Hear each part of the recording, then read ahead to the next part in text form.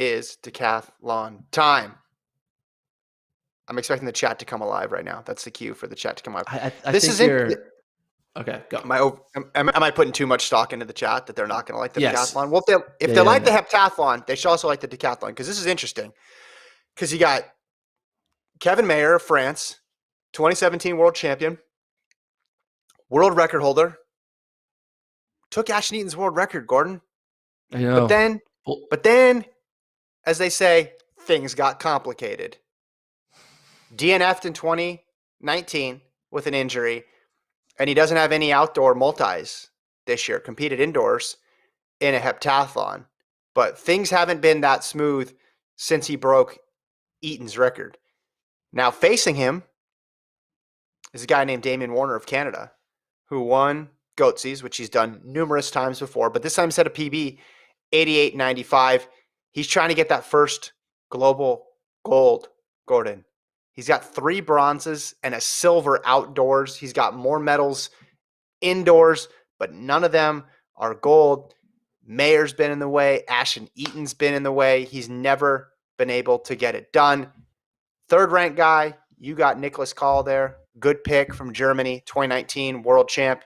Only 5th at Goatsies, and he DNF'd at another competition, so some questions about him.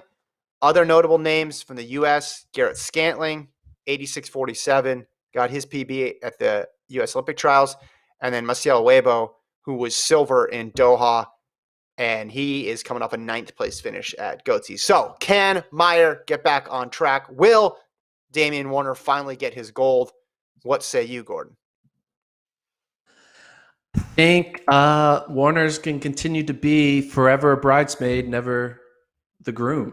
Is that the phrase? Forever bridesmaid, never the groom? No, forever a bridesmaid, never a bride. I think Warner, I think he's obviously still going to finish in medal, but I think the Mayer factor of like, is he healthy? He hasn't done a full decathlon in some time.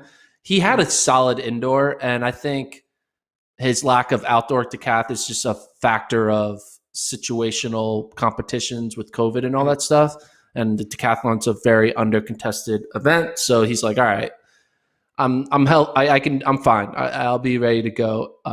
I do think Warner is going to challenge him, obviously the most, but I think Mayer's going to find a way to pull it out. I think it's going to be Warner's time. You can add him to the long list of people who have struggled to get over the hump time and time and time again and finally get it done. I think Mayer's going to be tough to beat.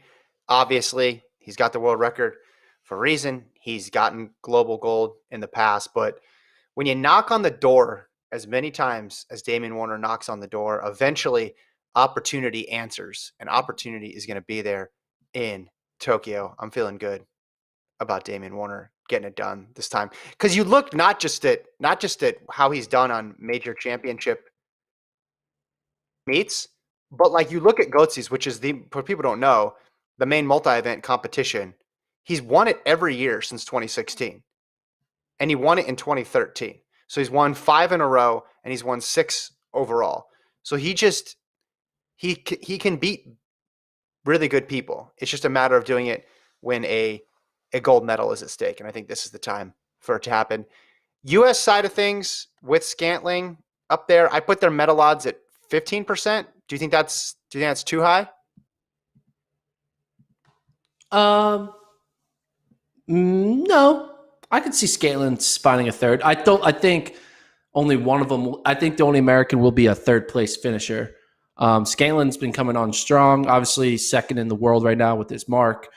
I maybe a little higher. Maybe more like 33.333%. 1/3%.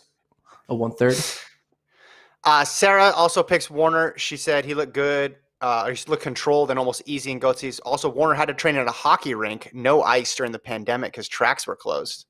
I'm feeling even better about my pick